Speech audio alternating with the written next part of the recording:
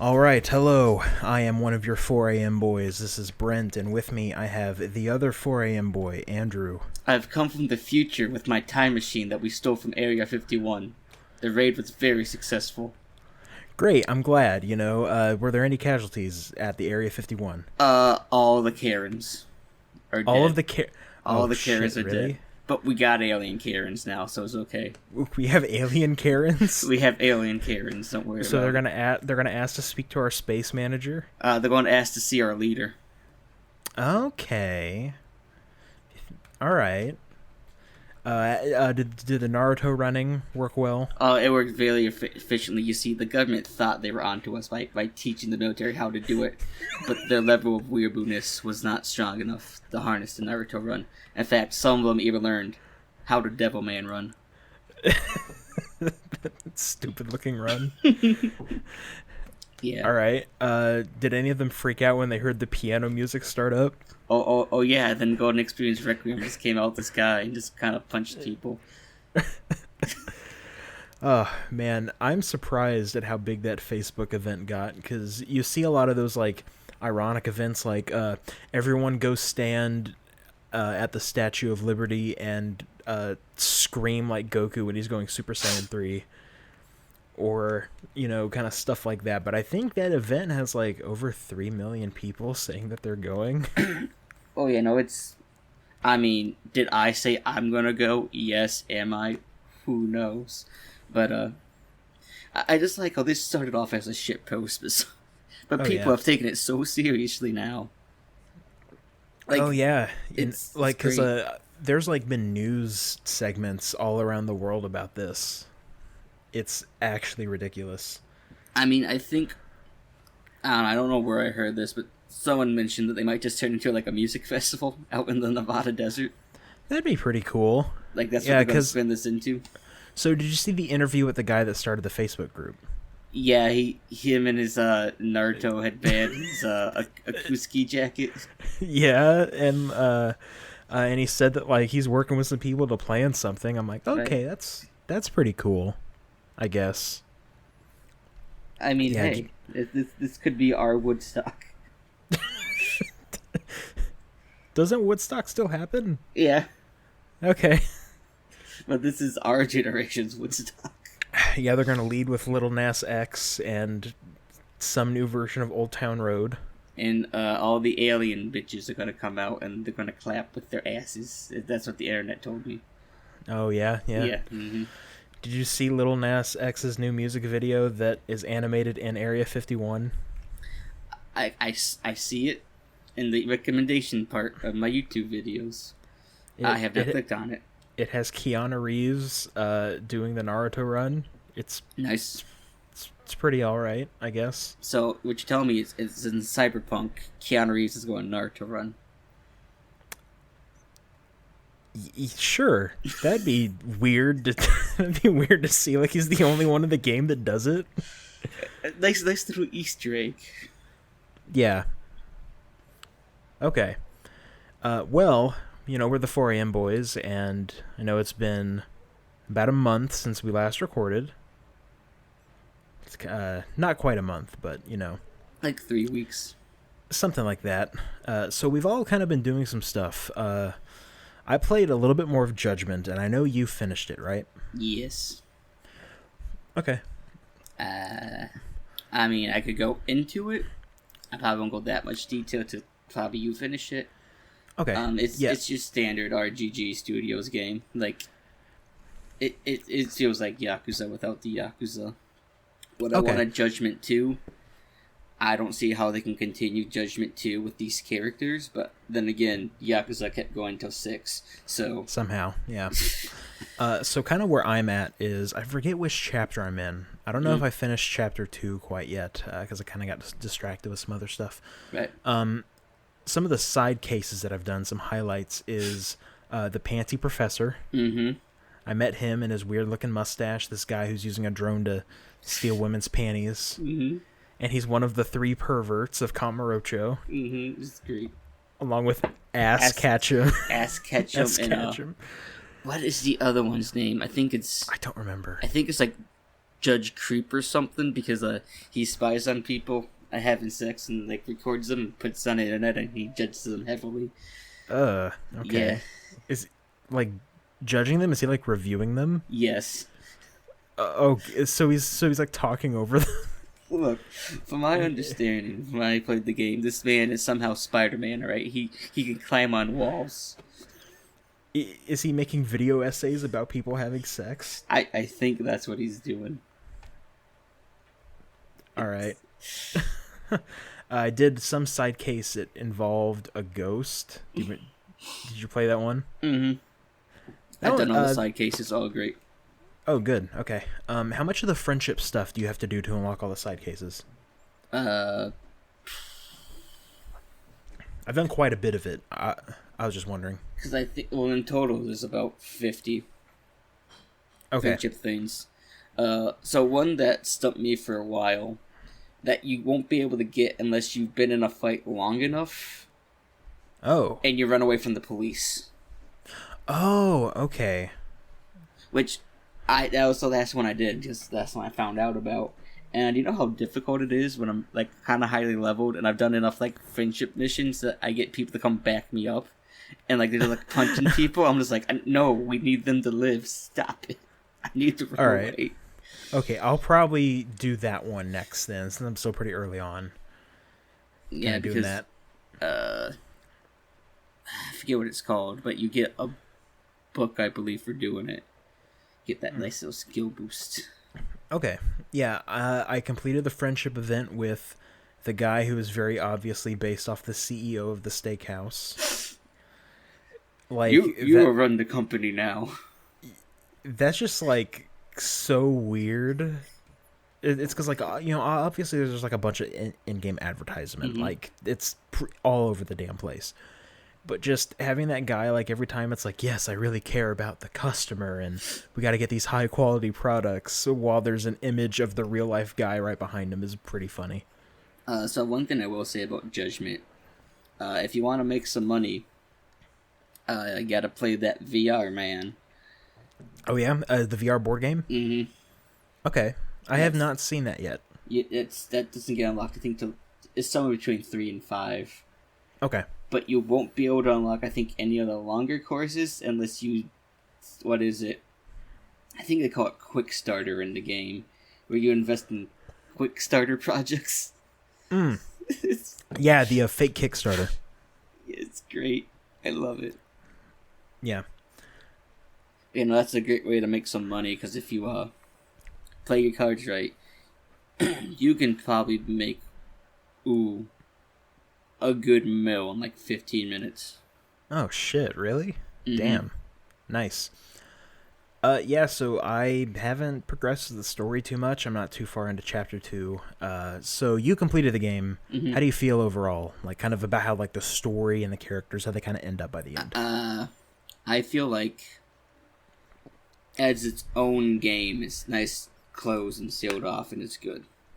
Okay. Stuff gets resolved, questions get answered, some be it within the last 5 minutes of the game, but there's the plot stuff, like, why are the eyeballs being removed?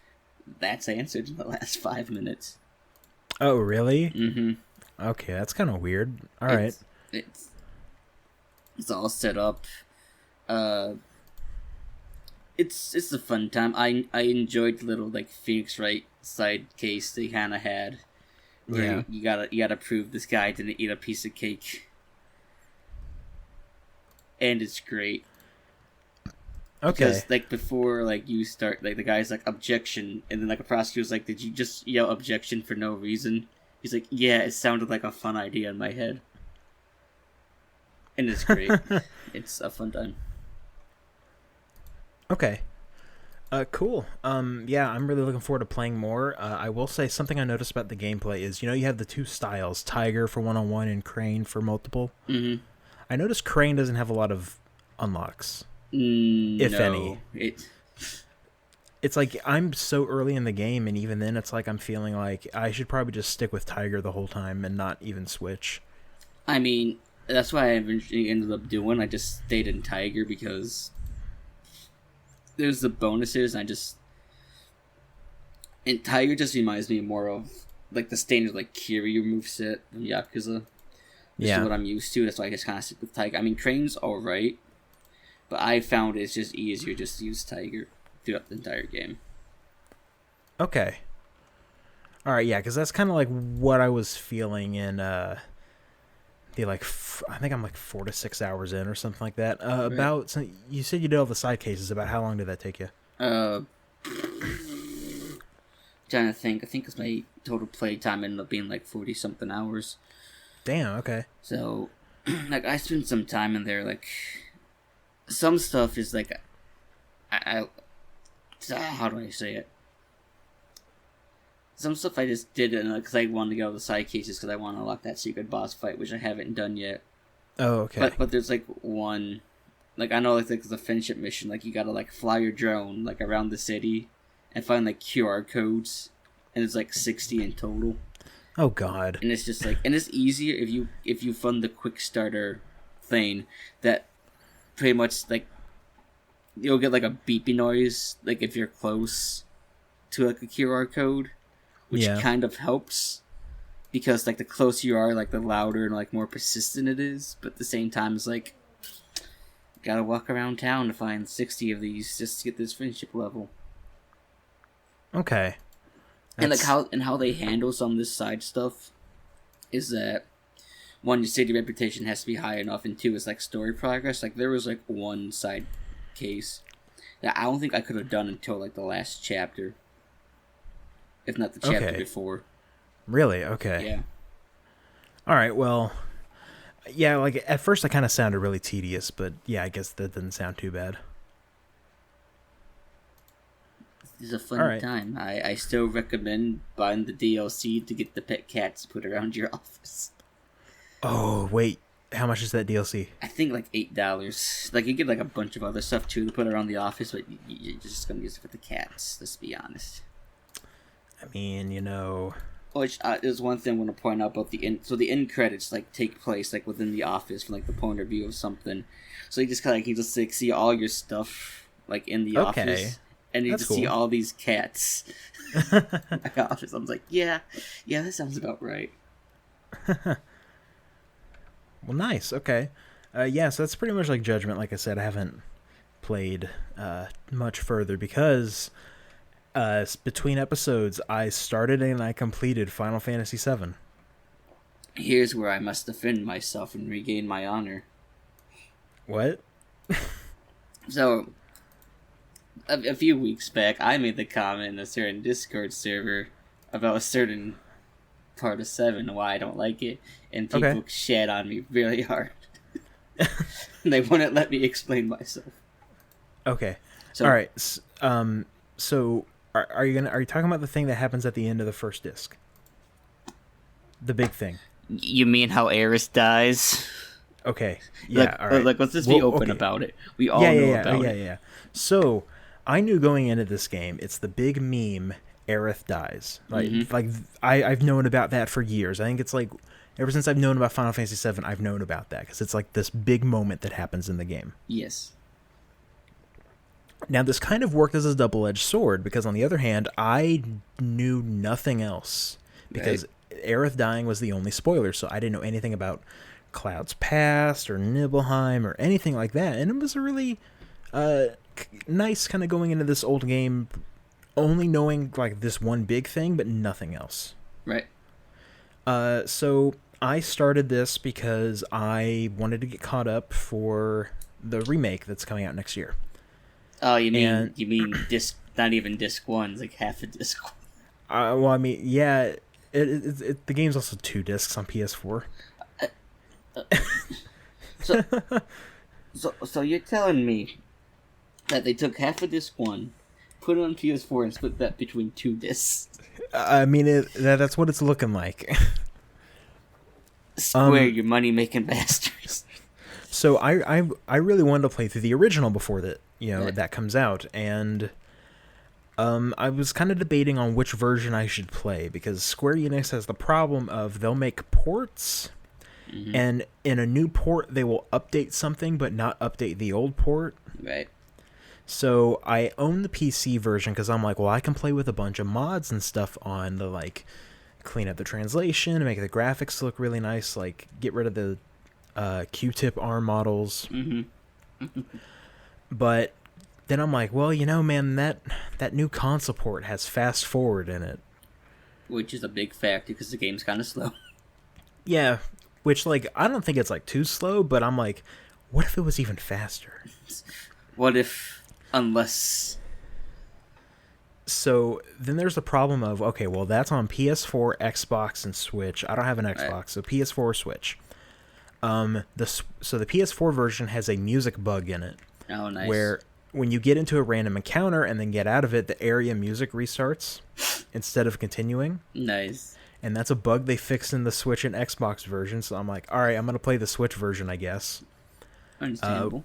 Which was nice, kind of being... I played it in handheld mode the entire time. Right. And it's a good port. It crashed on me twice. Nice. I'll say, not crash, but soft lock. Like, it was, once during that Aerith cutscene, where she dies. Yeah. And I'm like, alright, I guess I have to redo this. And one other time, but, like, I saved quite often and everything, and... So yeah, I kind of wanted to experience this, and I was pleasantly surprised. I'd say it's one of my favorite Final Fantasies. So, going back to what I said earlier, so, yeah. in the Discord here, I kind of said, I don't like 7, because the later parts of the game require the fact that you care that she died.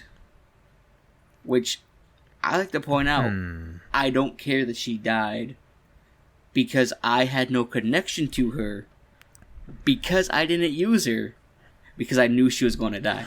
Right, that's what I did too. I'm like, well, I'm not going to dump experience into you. Like, why would I do that? Right, so I called her, like, as a party member, mute and pointless, because I'm not going to use a character who's going to die. Right. And she's only mute and pointless to me because I have no attachment to her whatsoever, because I didn't use her. I had an attachment to, like, Cloud and Tifa, because I used them most of the game. Not Cloud and Tifa, Barrett and Tifa. You have to use Cloud. I think I thought Barrett out for Vincent when I got him. Okay. But, yeah, like Barrett's whole, like, little side story, like, with the town, how he got his gun arm, I cared about that, because I used Barrett. Yeah, and like, I did care about the cast, even though I didn't use them. Aerith is... I see what you're saying about how she kind of comes off as pointless because of that, and my whole stance on it is that I was kind of indifferent about her dying, because, like, like, I knew that it happened and stuff, but I was invested in what the other characters... how the other characters felt about that, if that makes sense. I feel you. Rather than my own connection kind of going through the characters, kind of like this weird connection handshake or whatever. Right. So, like, I like the characters and I like the story. My main party was Cloud, Tifa, and Yuffie the whole game. I see you also used an optional character. Yes, I did. That wasn't Vincent with his demon transformations.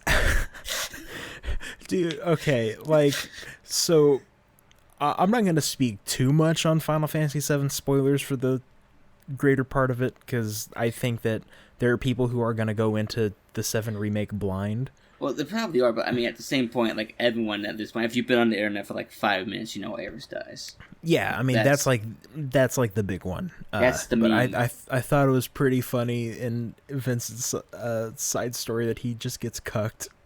I'm like, oh man, I feel so sorry for you. He's like, I love you. Oh, and she's like, I love this greasy scientist. I'ma have his baby. Oh no. Oh no. Yeah, and he's just in his coffin. What a guy. I should play Dirge of Cerberus. I heard it's really bad, but I don't know. Yeah, but it has Gact in it. Like, so that's going to something I want to transition into. So the side games, like, I cared. I love Crisis Core. Like, I hate 7, but I love Crisis Core. Okay. Because I knew nothing about Crisis, because I knew nothing, because I played it before I played 7. So I knew nothing about Zack. I knew Aerith died, so I didn't care about her character in the game. But I knew nothing about this. I ended up loving Crisis Core because I didn't know anything. I see. Okay. Which is kind of my point. It's the fact that Aerith's death has been like spoiled and parodied and memed so much that everyone knows about it. It's lost its effect. Yeah. So the plot of the game, in my opinion, isn't as good as it probably once was. Because I can totally see that. Yeah. Everyone else ruined it for everyone. Yeah, which that sucks, but yeah. So kind of talking about some other stuff in the game, I did enjoy the combat system quite a bit. I think limit breaks are really cool. I forgot limit breaks were a thing for some reason. Like the big part they put in 7, I forgot existed. Somehow. Yeah, I really like the gameplay. I mean, it was like pretty standard. There was a point on the first disc where I'm like, what if I just go to this one area that I've heard is good for grinding, and I just grinded up to end-game levels and then turn off encounters for a lot of the game. Nice. Which is what I did. And, fast-forwarding makes that game, like, go so fast. It's great. I mean, fast-forwarding does do that. Yeah, and also one of the other cheats is turning off encounters, which is fantastic. Like I went through the final dungeon, didn't do a single encounter. So I played 7 on the PSP. Okay. So you get I forget what it's called, but you just put like a save point down anywhere. So I put it down in the final dungeon. I thought I was near the end. I was only like halfway through. So like anytime like if I died to like the final boss, I would have to check through the That's so dumb. Why would they give you like, hey, put this save point down anywhere? Like, why can't you just put save points throughout the dungeon, Shh. One at the halfway point, one at the end. Square.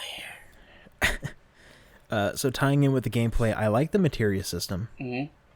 I think that was cool. The one thing I did not like about it was, we're going to take this party member out of your party and we're going to unequip all of their materia. When you get them back, have fun equipping them again. Yeah, try to remember what you had equipped because I know exactly what you're talking about. God, that got so annoying. Also, that was the thing, like, I couldn't remember what I had equipped.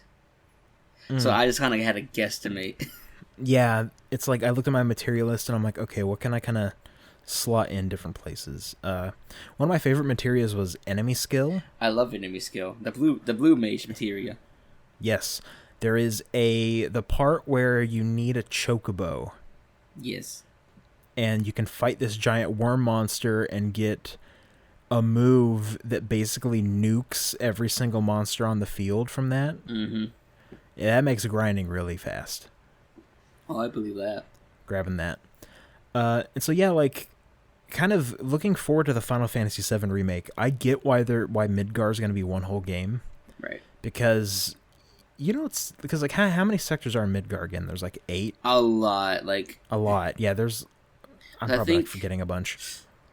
Because I think Midgar is supposed to take, like, your first, like, 8 to 10 hours, if I remember correctly. Yes, I remember looking, I'm like, okay, this took me about 9 hours or so.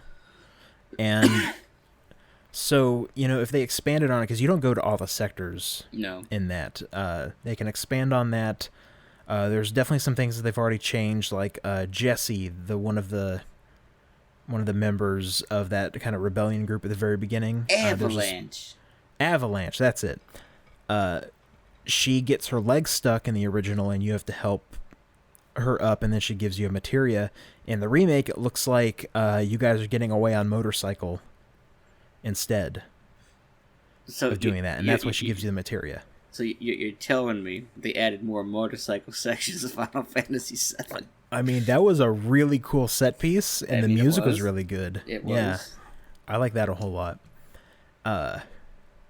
And just expanding on the entirety of Midgar, like there's scenes that we saw in the trailer with Sephiroth that definitely weren't there before, and yeah. I do feel like some characters definitely need some expansion on their side stories. Like, I liked Barrett's side story, but they go through that in like 10 minutes. Yeah, they do. And I'm like, you could probably do way more with this. Yeah. Yeah, no, definitely. And so if they expand on everything, I totally see Midgar being one whole game. And I can see it. It's just I'm like, man, like I don't know. It's just part of me is like, huh. So they're taking half of the first disc and making it 2 discs and selling it for $60. Well, keep in mind, in Final Fantasy VII, the third disc is just the final dungeon, and the second disc is like 4 hours long. Yeah. Which I get what you're saying, but at the same time, it's like, I could totally see them, like, the first Final Fantasy VII Remake part is Midgar, the second goes all the way up to Aerith dying, and the third is, like, the last bit. I'm seeing it being broken up into 4s, being honest. Yeah, I could see being broken up into 4 if they do what I thought that they were going to do, because they can't bring Crisis Core back, because Gact is like, no, I don't want you guys using my likeness anymore. Right. So what they could do is integrate stuff that was in Crisis Core into the Final Fantasy VII Remake. Which I feel like they're probably going to do that, especially in the flashback section. Yes, that is what I thought. I'm like, what if there's just a good part of, like, I don't know, like the last game where you play as Zack in a flashback section and kind of see what's going on there. Right. And yeah, if they expand on everything, like, I'm really looking forward to it. I was pleasantly surprised by Final Fantasy VII, and now I got another one of that series beat. 4 is still the best. 4 is pretty good. I like 4 a lot. My favorite is Final Fantasy X. I have a big fondness for that game. Yeah, it's supposed to be bad. I know. I just really like it. Yeah. Man. Yeah, so that's Final Fantasy VII is really good. I'm looking forward to that remake. Some other stuff I've been doing is, so have you heard of an emulator called, let me look at the name, CXBX? I believe someone in a Discord server linked a tweet that mentioned this Xbox emulator. Yes. To play some Jet Set Radio. Yes, that might have been me, because Jet Set Radio Future is the reason why I have a 360 now, because my original Xbox has a power supply problem and wouldn't shut off. So usually the other thing usually won't turn on, it won't turn off. Yeah, I know. I thought it was the clock capacitor, because those things can fail and get acid all over the motherboard, but no, it's just a problem with the power supply, and I'd have to install a new one, and I'm like, oh, GameStop is having a deal where they basically give you a free 360. I mean, or for $50 or whatever, and I'm like, all right, I'll just get it. And it runs, Jet Set Radio Future runs fine on the 360. There's a couple of points where the frame rate tanks for some reason. Right. That didn't happen on the original, and so I'm like, I saw a tweet that's like, hey, look how well Jet Set Radio Future runs on CXBX now. I'm like, all right, let's check this out. And it's not a stable emulator. I had it crash once or twice. Right.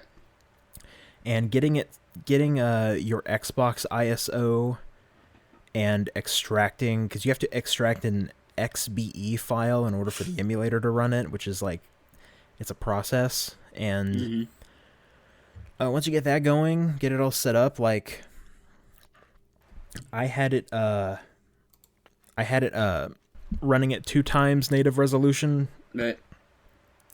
And getting pretty much a solid 60 FPS with only occasional dips down to 50. Right. Which then again, I have a pretty powerful computer, but it works super well. Played a little bit of Jet Set Radio Future. That is still probably my favorite original Xbox game. Did you ever end up playing that game? I've never owned an Xbox a day in my life. Okay. That's pretty much it. So no. Yeah, it's a really great game. It's a shame that Sega has forgotten about the series and doesn't re-release Jet Set Radio Future. I mean, it's a shame Sega won't release, all those other games from RGG that we haven't got that are Japan only. Sega. Yeah, I was interested in those Black Panther games, the PSP ones. Yeah. Where I think there's a piece of lore in one of them that I heard about where, like, Yakuza will send the new recruits to go fight Kiryu as a way of hazing. I can believe that. That makes sense. Yeah. I kind of dabbled in some original Xbox emulation. It works pretty well. Okay. And the last thing I've been dumping a ton of time into is a game called Shadow Hearts 2. Do you have any experience with the Shadow Hearts series? So I feel like at some point I got that game on Steam because of a sale. I have no Shadow Hearts. Yeah, but I don't know nothing about it. Okay, so they've never been re-released, so it's probably not Shadow Hearts. They were PS2 games, and the company that made them went bankrupt, and I think the one that owns the IP now doesn't even make video games. They make washing machines or something. Put it on a washing machine. So yeah, the IP is pretty much dead. Yeah, I beat Shadow Hearts 1 back in, it was like 2014, 2015 or something like that. And I started Shadow Hearts 2 in 2016, right around the time that I was moving, and then I moved and completely forgot about it, you know? Right. And then I'm like, you know what? I never beat Shadow Hearts 2. I should go back to it. And I stopped right before you get to Russia in the game, because so these games, they take place in the real world. Okay. Like, this takes place during the first 6 months of World War I. That's like 1914 or something like that. Right. But magic exists and demons and stuff. Kind of behind the scenes. Like, the main character can fuse into different demons, and it kind of plays with history a bit. Like, you fight Rasputin in Shadow Hearts 2. Okay. Yeah, he summons a demon because he wants to take over Russia. I mean, I fought Hitler in Persona 2, so that doesn't really surprise me. And I think Rasputin is in one of the Devil Summoner games on PS2. That's true, I forgot about that. Yeah. So, you know, yeah, it kind of plays with history a little bit. You're seeing kind of some major players from around World War I, kind of like around that time. Right. Kind of interacting with them. And it's a sequel to the original Shadow Hearts. Kind of... I don't know how I feel about it, because it is a sequel to the bad ending of Shadow Hearts 1. Oh, nice. Which I'm like, well, I get that having it continue off the good ending wouldn't fit the tone of the series, but, you know, I got the good ending whenever I played the game. You gotta get the bad ending, right? This is just like in For Apocalypse. Continuing from the ending where Flynn hasn't beat Lucifer or what's her face yet. I can't think of the law boss. Merkaba? Yeah, is that it? Yeah, it slipped my mind, but yeah. I thought like Flynn's just like sitting around. I thought For Apocalypse takes place during the neutral ending. Like, it picks off where Flynn's trying to do a bunch of side quests. Yeah, that's what I'm talking about. Yeah. He just hasn't done it yet. He's just kind of sitting there like, burp. I'm Flynn. Look at me. I got a ponytail. Yeah, so I'm like, I don't know how I feel about that. Shadow Hearts 1 was kind of a horror JRPG, if I could describe it like that. Like, it had the setting of almost like a survival horror game, but it had like turn-based combat. This game, Shadow Hearts 2, doesn't have that as much. It's a little bit more lighter in tone, a little goofier at times. One of your party members, his name is Joachim Valentine. Members of the Valentine family are all vampires. Vincent? I was trying to think, because I think the Valentine member from the first game, his name is Keith. Oh. They're not hurt by the sun, but they can turn invisible. Okay. They're like kind of weird vampires. Oh, and he's a professional wrestler. I'm more intrigued. Like, that's his whole thing. So, I forget how he joins the party. John Cena? Hold on. He's a wrestler that goes invisible, and his name is John Cena. God damn it. Oh, we figured it out. We did it. John Cena's actually a vampire. So the story picks up right like 6 months at the end of from the end of Shadow Hearts 1. Some guy from like a secret organization puts a curse on the main character Yuri, and now they are kind of going on a quest to get rid of the curse, kind of going all around Europe and later on in Japan. I won't get too much into the story stuff, but it's really fantastic. I'm really enjoying it. The combat is... So you've played like Super Mario RPG, right? Yeah. So, and Super Mario RPG has timed hits. Right. So imagine if the whole combat system was based off of timed hits, and you have to do the timed hits or you don't do damage. Okay. I'm trying to explain it. So it has this thing called the Judgment Ring, which is... It's this like... it's a circular object, and it has like a clock hand on it that does one rotation, and there are shaded areas that you have to press the X button in. Okay. And in order to do your attack. So like the main character Yuri, he can get up to 5 shaded areas on his ring. You hit those 5 times, and he'll go up and punch the enemy 5 times. Okay. But if you hit 3 of them and miss the 4th one, then he'll only go up and do 3 of them. Okay. And each shaded area is like a little sliver of red at the end, which is a critical area. Right. And so the combat system is super fun. I really like it a lot. And it's not... And like... Because the shaded area thing also applies to items and healing and stuff. Oh, jeez.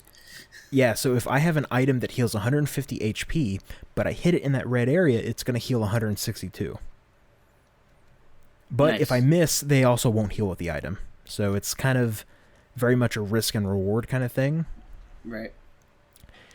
And it expands on the combat system of Shadow Hearts 1 quite a bit, because you can do combos with various people. So you get them lined up, you have to group them up together. You don't have exact control of where they are on the battlefield, but you can kind of command them to like go stand next to each other, and then they can just do a big combo that'll do like extra damage and stuff. It's got some PS2 RPG stuff in it, like the dungeons are kind of bland looking. And okay, now I realize why I thought I got on Steam. It was something else I was thinking about. Oh, yeah? It was some other kind of Hearts game. That's why I thought about Shadow Hearts. So I looked like an idiot, but it's okay, because I know why I look like an idiot. Gotcha. Right. Yeah. I wish these games would get like some sort of re-release, because they're really good. Yeah, and so...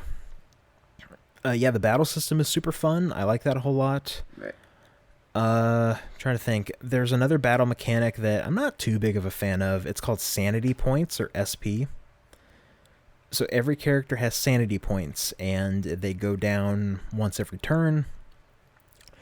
And if a character loses all their sanity points, they go berserk, which is basically like it's basically like confusion in another RPG. They'll just randomly attack people. Right.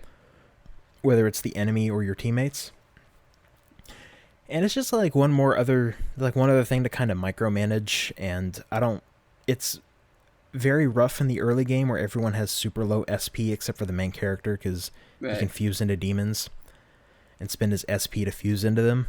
So you're just kind of micromanaging everyone, and it's not the best, but I'm at the point now, because I'm right before the final boss right now. I got to the final dungeon and left, so now I can do all of the side quests in the game. Right. And yeah, like that's kind of a mechanic I'm not too fond of.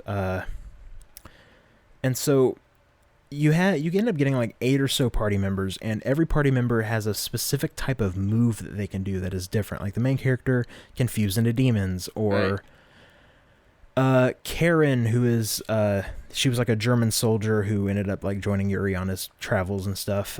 She collects pieces of this German play and gets different sword attacks and stuff. Does she ask to see somebody's manager? She does not. It is Karen with an I, not an E. So okay. Yeah, so we're so we're safe there. Right. And like what am I trying to say? So there's one of your party members, his name is Geppetto. Like the puppet man? So he uses puppets to fight in battle. I think it's supposed to be actually Geppetto. Like the Puppet Man, okay. Yeah, he's this old man, and something that, this is a game from like 2004 that maybe hasn't aged quite well. There are these two French guys that follow you in their little cart, like all around the world and stuff, to sell you stuff.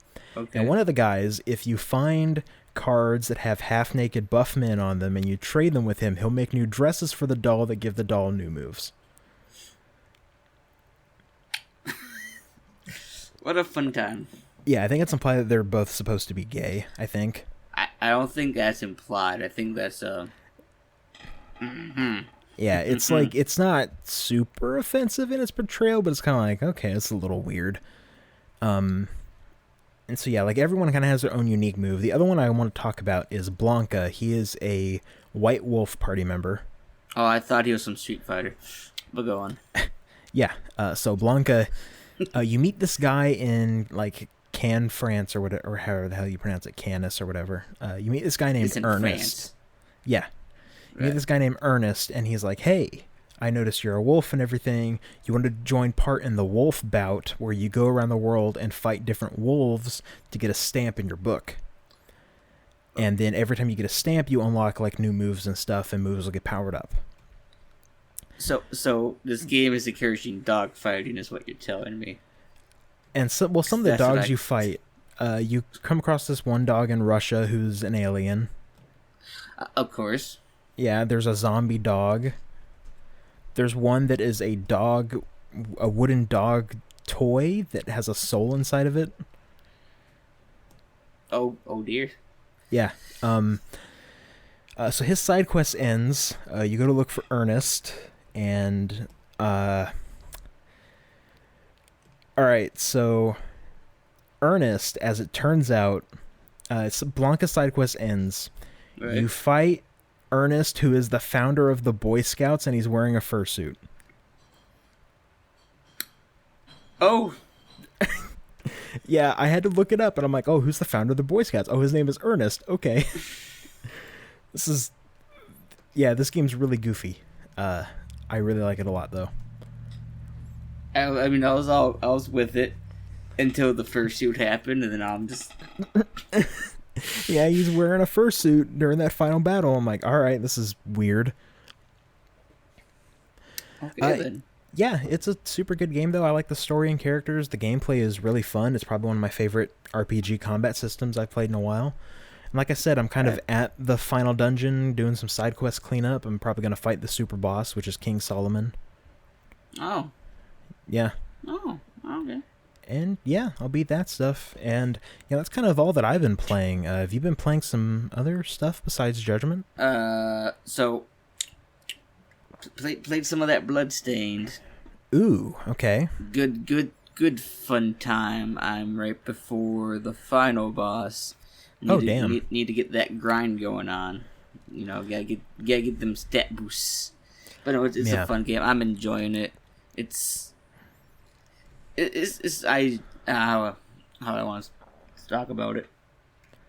So I'm enjoying it. Like it's that Metrovania that everyone knows and loves. There's a really fun ability you get later on in the game called Invert, where you change the gravity. And I'm really fun with that. The upside down castle. Okay. I mean, it's kind of like that because you could walk around this hill and stuff. And there's a So there's a librarian in the game. I forget his first name, but his last name's Dracula. Okay. So he's sitting in the chair in the library. So the way the library is set up is that it's a larger room than normal on the map. And if you get to the right spot, you can invert the gravity to go up through a hole to knock him out of his chair. Okay. And if you do that for like 5 seconds, you get a trophy, and I love it. Oh, cool. But no, you said you're right at the final boss? Yeah, right before the final boss, yeah. Okay. About how many hours do you have in the game? Oh. Do you know? Top of my head, I want to say probably 20-something, probably. Okay. I own Bloodstained. I haven't started it yet. I kind of got distracted with some other stuff. That's because I got, I did the Kickstarter. I got the thing. Oh, right. The physical game came. I'm still waiting on the whole box thing I put in for. But which version did you get? I think it's just the Alchemist box set. I would have to which platform? Oh, PS4. Okay, I was wondering if you got the Switch version. No. I've not heard good things about the Switch version. I have not. I do know the Steam version is the only one that has the DLC right now. Which is kind of... Okay. Well, because I know, like, it's been submitted to, like, Sony, the review in it, or whatever. Right, yeah, they have to certify it or something. It's like a process. I heard a developer describe it on a podcast once, and it sounds like a goddamn nightmare. Yeah, so... It's a fun time. I'm enjoying it. Yeah. I like, just different weapon types, different shard types. It's always a fun time. A twist I should have saw coming, but didn't. I was like, huh. Well, this sure was a twist. Gee willikers. Now, you know what a real talk about it 'cause I don't want to ruin stuff. You know what a real twist But is for me? Besides that, yeah. Yeah. The real twist that I'm getting from Bloodstained is, oh, here's this character. What's his name? Johannes, and they pronounce it Johannes. Yeah, like, okay, it's that's great. That's a little weird. I just like there's a character named Zangetsu. I was like, just should have got a lot of anime real quick. Is that the one voiced by David Hayter? Maybe. Does he sound like Solid Snake? I'm obviously like I can't remember right now. Okay. Like it's like, look, all right. All I know is, Brent, I'm going to tell you something. Have you ever seen Yu-Gi-Oh? I've seen a little bit of the Yu-Gi-Oh. Yeah, have you seen season 1? Cause I'm going to tell you. I'm going to tell you a little secret, Brent. Attack the moon. Attack the moon. Attack the moon. You'll figure it out when you get that far. But attack the moon. Do they attack the moon in Yu-Gi-Oh? There's in season 1, back before the rules made any sense, when Yugi fought Mako Tsunami, whose original name I can't remember. So what he did, because he fought him on the playing field where he was mostly ocean, and then Yugi played the moon card, which caused the tides to rise. So it's like, I'll use my giant soldier stone to attack the moon, to turn the tides, and drain the water so your monsters can't even attack. Okay. God, it's been years since I've seen season 1. Season 1 is really dumb, and I love it. But yeah, so there's gonna be a certain point. Just keep this in mind. Attack the moon. All right, I'll attack the moon. Yeah, and I will say, I haven't played it yet, but that soundtrack sounds super good. Oh no, the soundtrack's amazing. Like I bought it on the PS4 for $10. Yeah, I bought it on Steam so I get the FLAC files, and it is fantastic. I should probably buy it on Steam, but it is a fantastic time. I enjoy playing it. I do like how there is. So later on, you get a shard called Bloodsteel. Okay. So like you get health back by draining blood. So there's a trophy in the game called Bloodstained. I think you gotta absorb like 1,000 milliliters of blood, and you get the trophy Bloodstained. Oh, okay. It's just I'm just like, they did it.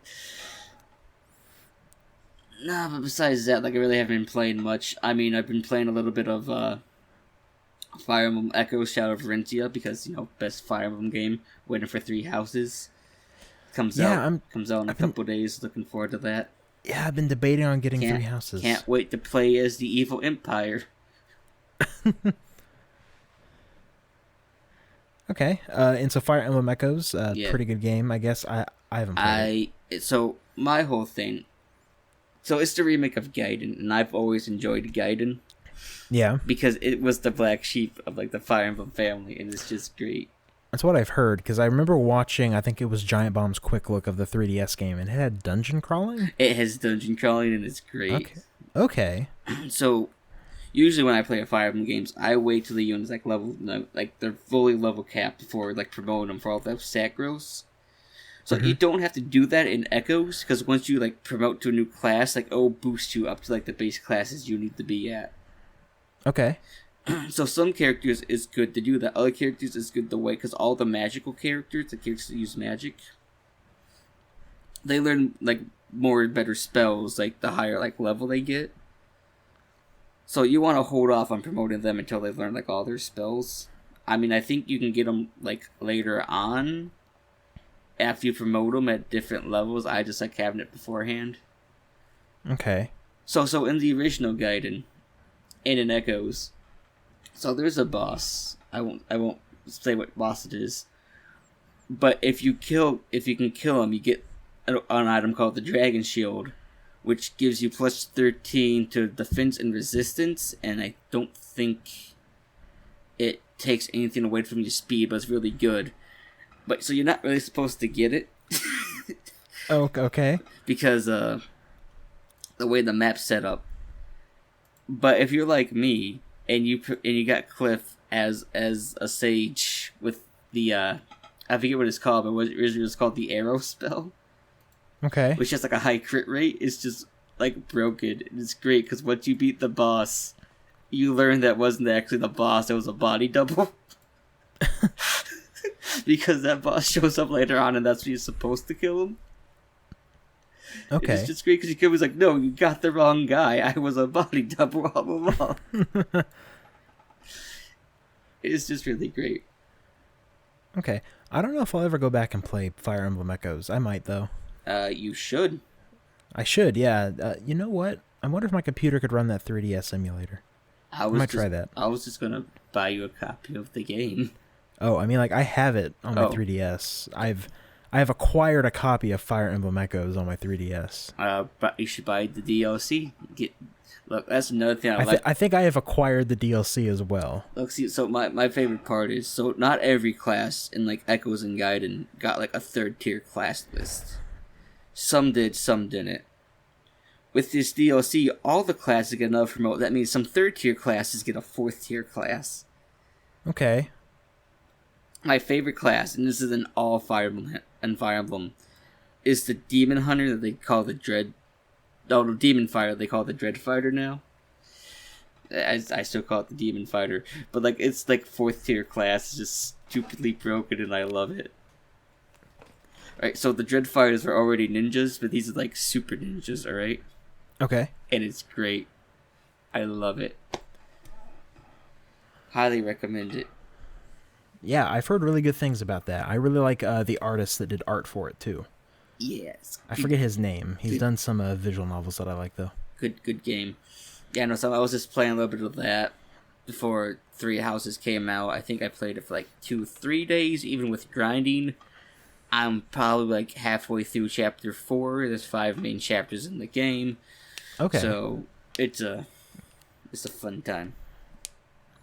Okay. Have you been playing anything else? I haven't played it. I do want to talk about an announcement that they made for Digimon. Oh, yes, I saw this.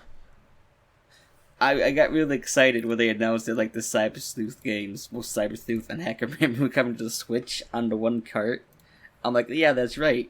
Because little known fact, Cybersleuth is only like 3 gigs, and Hacker's Memory is only about like 5 gigs.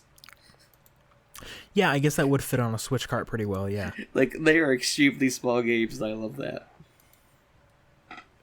I'm looking because I really enjoyed the Digimon story games. I'm just kind of curious how they're going to handle some things. So, there was some, like, Digimon that was, like, DLC only. And, like, some of it was, like, North America DLC only. Wait, so it didn't come out in Japan? Oh, it did. Well, the DLC didn't, but yeah. Okay, that's weird. I think it was just, to promote, like, actually buying the game. Okay. So I wonder how, like, you're going to get certain Digimon in the game if it's like that. Because I know, for example, like, Agumon Black and Gabumon Black, you need a DLC for the first game for Cybersleuth, and Hacker's Memory, they're already in the game. I think they should just give you all the DLC up front, just, like, have that on the cart. So that's why I'm wondering if they're going to do that, or if they're just going to, like, put stuff... Because my thing is... I mean, when you put in the cart, it's probably going to be like, oh, do you want to play Cybersleuth, or do you want to play Hacker's Memory? And if you played Cybersleuth first and Hacker's Memory, like, upload your save file like the last one. But I was wondering if they were going to combine the compendium for just both games. Like, straight off the bat. Does your compendium carry over? So let me tell you how I completed the compendium in Cybersleuth, like the first one. So when I put in Hacker's Memory and I uploaded, like, my data, like, the carryover, I already had, like, 80% of the compendium filled out. Oh, damn, nice. So it's always great because it's like, Because some, like, evolutions, like, you can't go to, is like, oh, unless you've seen it before. I'm like, well, I've already seen it, so it looks like I'm just going to get Omnimon right away. Okay. And it is great. Compendium's always great. It's a fun time. Yeah, I played a couple hours of the first Digimon game and ended up falling off. I think because it was around the time that I moved. But having both for the Switch, play that on the go, yeah. Oh no, it's gonna be great.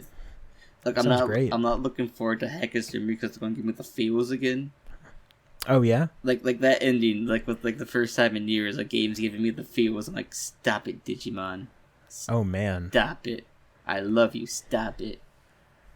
Stop. So speaking of Digimon, they announced a new anime special that I am looking forward to. Oh, they did. Right. I'm like, what exactly? Oh, right. Yeah. I think it's just going to feature Tai and Agumon.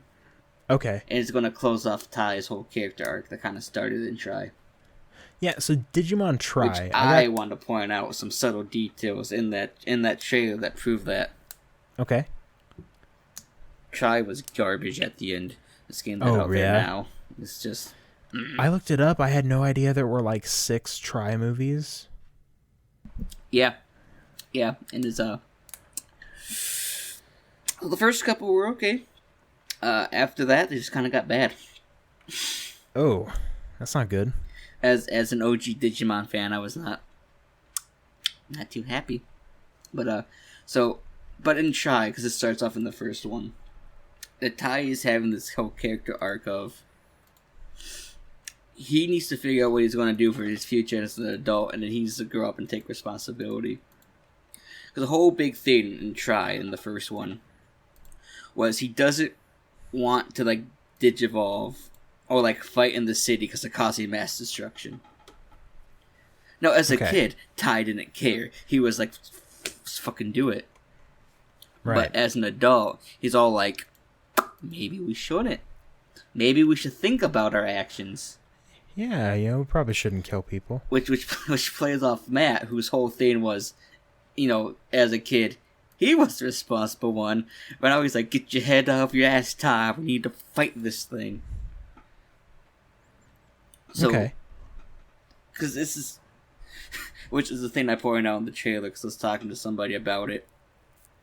Because it says Tai and Agumon's final adventure, and then the next line is Tai saying, we're going to be together forever. It was like, you can't give me mixed signals here, Digimon. But, anyways. So there's some subtle details that I noticed in the trailer for this anime. Mostly is that some shots Tai does not have his goggles. Does that mean that he's learned to, would you say, see what's in front of him? No. Symbolism? No? So in Digimon, right, goggles is like, that's the symbol. It's like, okay, this person's the leader. They're in charge. It's a childish thing. Okay. The only time Tai has his goggles in the trailer is like, this is a shot, I think, of some ruins in the digital world or something, in a shot from like the final battle, like he has like the goggles on. Okay. So to me, this is Tai subconsciously, he's already grown up. Like he knows he has. He just has to work through it and actually get past it. In the first step, because he gave his goggles to Davis. I forget his Japanese name. In Adventure 2. Symbolized this kid's the leader now. But then he got him back in a Tri. But so that whole him not having the goggles for most of the trailer is kind of a symbolic thing. And I'm not sure how I feel about that. Okay. But I'm really looking forward to it because I feel like it's just gonna be like one like OVA or something. I think it is. It's not gonna be like Tri, which was supposed to be an anime that was then cut back into 6 movies. Yeah. Which really you could tell did not flow well in some of the later stuff because the plot was just kind of not good. I mean, they kind of set some stuff up at the end of Tri that could do a continuation. Which I think this is what this whole... Like, I forget what it's called. Hold on, let me see if I can find it. Because, I'm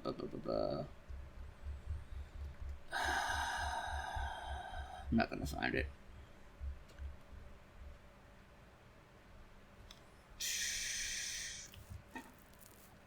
Last Evolution. Last Evolution. Okay. Yeah. Yeah, I'm looking forward to it simply because I think it's for Digimon's 20th. The same thing with Survive, which I'm a little upset that got delayed, but at the same time I'm really looking forward to that too. Okay. Because Yeah. I've always my opinion was Digimon's always been better than Pokemon, even though they're not related whatsoever. That was also my opinion. Okay, Brent.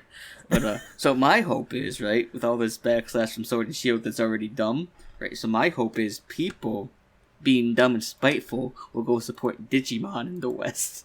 Here we go. Let's do it. Digimon Renaissance. And then we can bring back a certain YouTube video that I really like.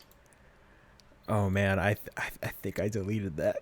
Brent, why would you do that? I think I deleted the video of me singing the Digimon Frontier opening. No, I love that video. It was so good. Do the Pokemon one still exist? Oh man, does it? Oh, I'm gonna have to look. Oh, because I really love that Digimon video. It's so good. Did I just nuke everything that wasn't publicly available? Oh crap, did I do that? Oh wait, I'm seeing a bunch of them listed. Hold on. Oh no, I think it's gone. Rip in peace. That was my favorite YouTube video. Alright, I'm gonna have to make a remake. Do it. When the Digimon Renaissance comes, you must remake it. Alright. I will remake myself singing the Digimon Frontier opening. It was really good, guys. You have no idea. I think that's the season of Digimon I watched the most. Frontier? Yeah, I can. Yeah. Of which, so not all of the Frontier Digimon are in Hacker's memory, but, 2 sets are. Okay. The, what I refer to as the Greymon, Gabumon, the Garurumon archetype. The ones that become the Omnimon, but yeah. They're in the game. So, one of my things I want to talk about for Hacker's Memory is the translation for Hacker's Memory is kind of spotty at times. Yeah. So you know how in Japan for high school they only have 3 years, right? Yes. So there's a quest that calls them third graders. Oh, that's kind of awkward. But they're third year high school students. And like some slight spoilers, there's a thing that you gotta stop them from committing mass suicide. So you gotta stop the third graders from killing themselves. So, all right. So, flashback when Hacker's Memory came out. So, me and Samael always have like a race when the Digimon games come out to see who can beat it first. Spoiler: I always win. But there's always been a time where he gets a little bit of a head start, and he's like, yeah, did you do the case yet where the third graders try to kill themselves? I'm like, excuse me.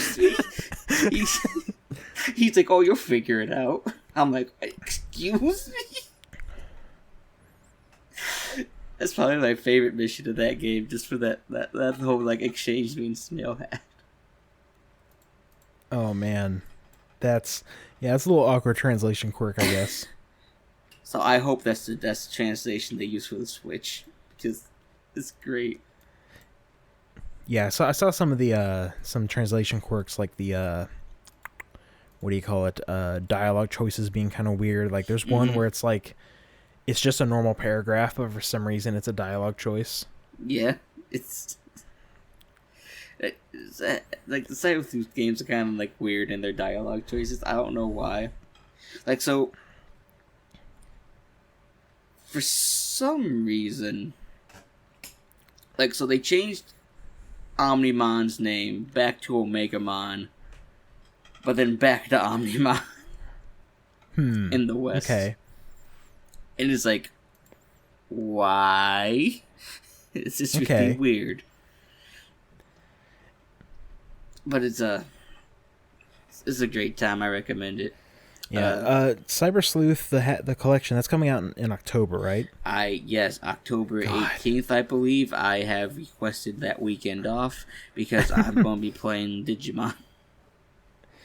Oh god, there's so much. Like I was looking at the release calendar and just like September and October are brutal. Oh, doesn't Astral Chain come out around that same time? August 30th is when that comes out. Oh, I gotta. Oh, my fucking wallet hurts. Yeah, and then it's like, well, Astral Chain, and then there's the Somnium Files mid-September, and then there's like Death Stranding in November. Norman Reedus and his Norman Fetus. Norman Reedus and the Funky Fetus, yeah. Did you see that thing that came out of San Diego Comic-Con about one of the characters? No. Heartman, played by the guy that directed Drive. What? Yeah, so Heartman is the name of the character. He dies every 21 minutes. And in the 3 minutes that he's dead, he searches for his family on the other side before he's resuscitated.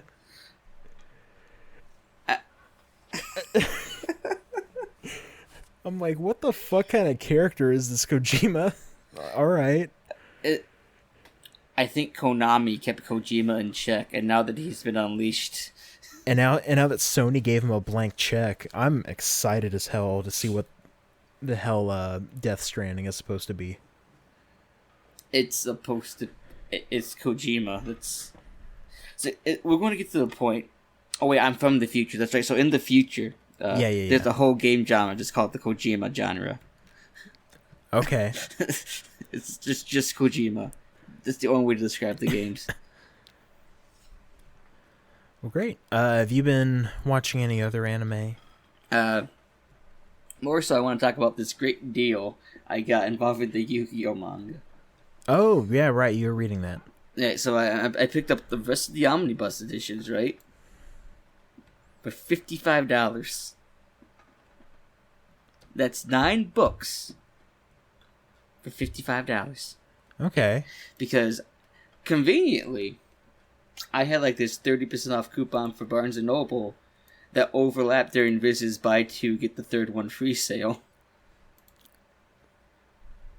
Oh, okay. That's so nice. I only paid for 6 books at 30% off, so I got like the 9 books I needed for $55, and it's great. Which just makes reading the manga so much better. Because like, I got most of these for free. Nice.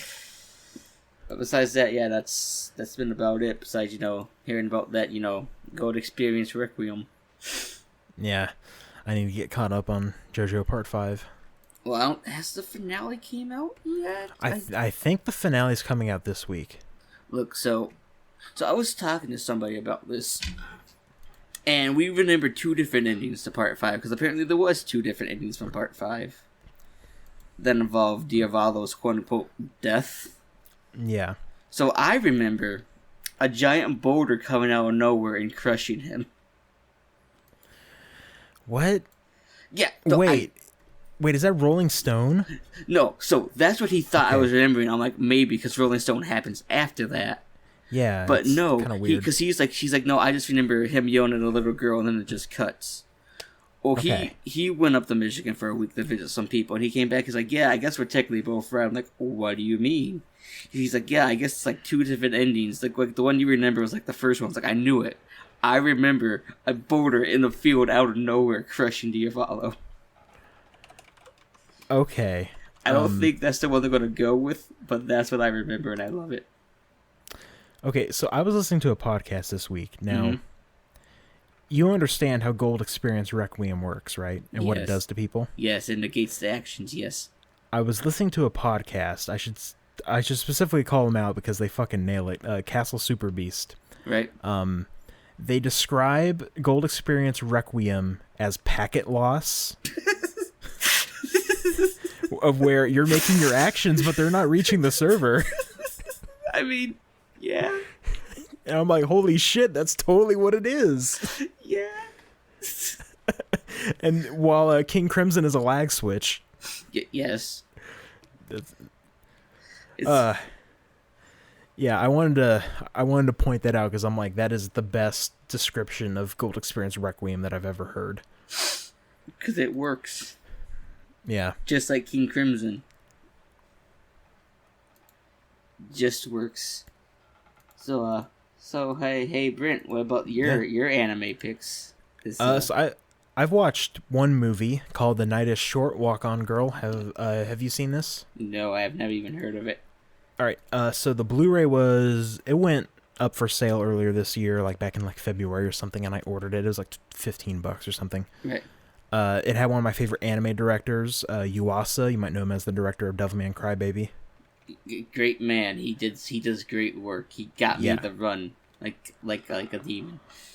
Yeah, I really like his directorial work and stuff. So I guess this is kind of related to the anime series he did called the Tatami Galaxy. Right. I haven't seen that though, but essentially, this is about a group of college kids and their adventures on one night. All right. Just kind of like what happens over the course of this night, and it's like the main character, he doesn't have a name. He's just I think it's like no one calls him by his name or whatever, so he just doesn't have a name. He has this crush on this girl, and he wants her to notice him. Right. So he kind of tries to do that night and catch up with her, and they both go on like their own little adventures. From the girl, she goes bar hopping and like runs into some old people who are like drinking to celebrate the retirement of someone, I think, and they end up partying, while the guy, he ends up running into some gangsters and getting his underwear stolen. Yeah, and it's like just kind of like, oh, what happens on this one night? And like there's all these characters that crisscross and all these events, and it's a really nice movie. It was short but sweet, I would say. I would definitely recommend it. It's really hard to describe the plot because it's kind of like a bunch of little stories happen one after another. See, and I kind of like plots like that. Like you have like your own like little segments, and then characters from each segment kind of cross over. You get some continuity kind of things going on. I always like those kind of stories. Yeah, and it's a really nice story. I don't know if it's available for streaming anywhere, but I know the Blu-ray, I bought it for like $15, and it was definitely worth it. Nice.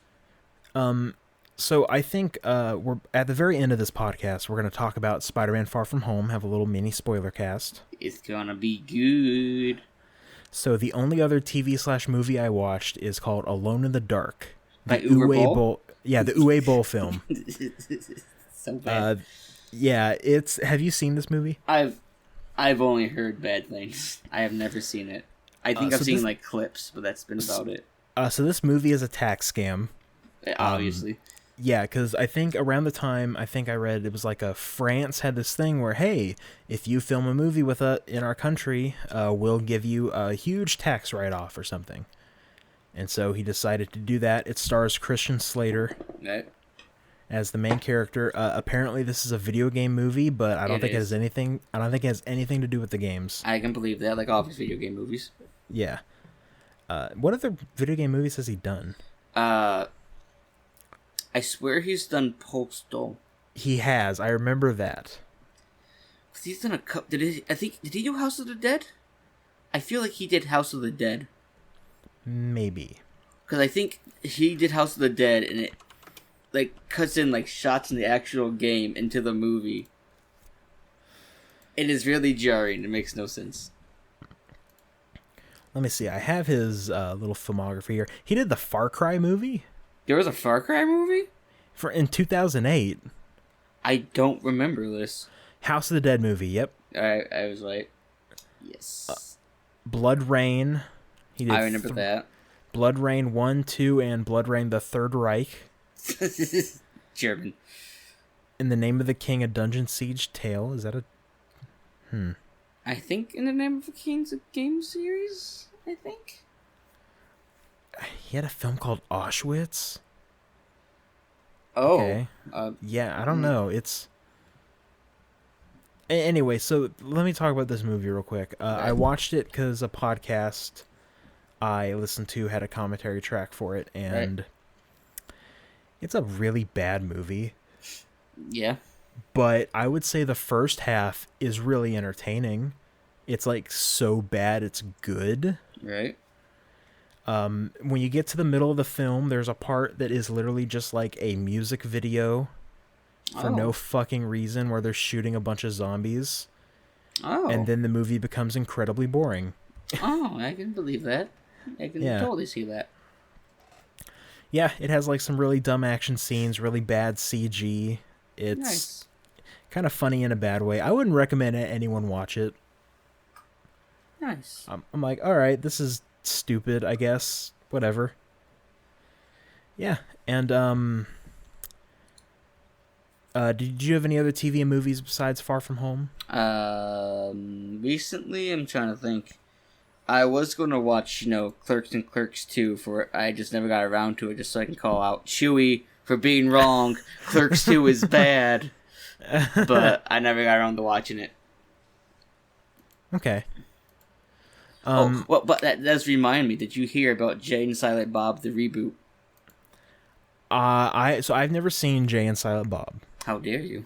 I know. I have a bunch of movies that, like, culturally important movies that I just never watched because I never had a way to watch them growing up. Right, that's understandable.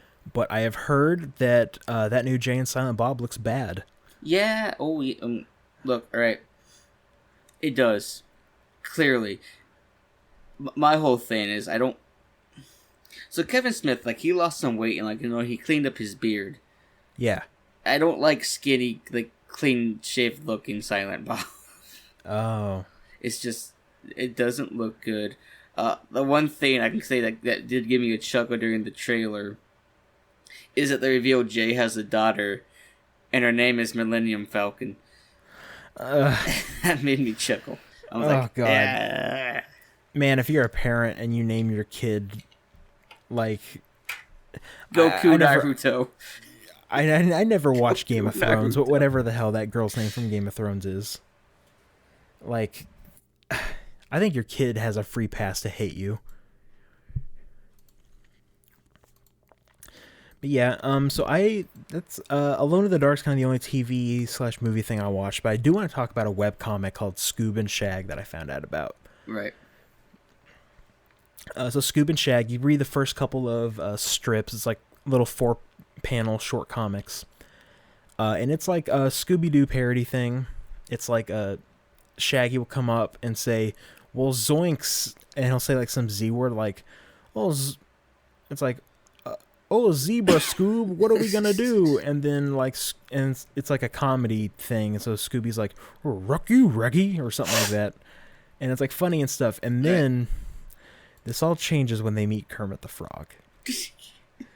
So, I've heard about this. Yes.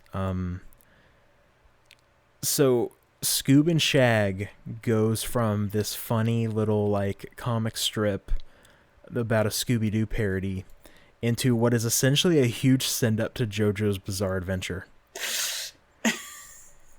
So I don't want to give away too much, but when you find out Yogi Bear's stand power is the ability to replicate any attack that comes near him,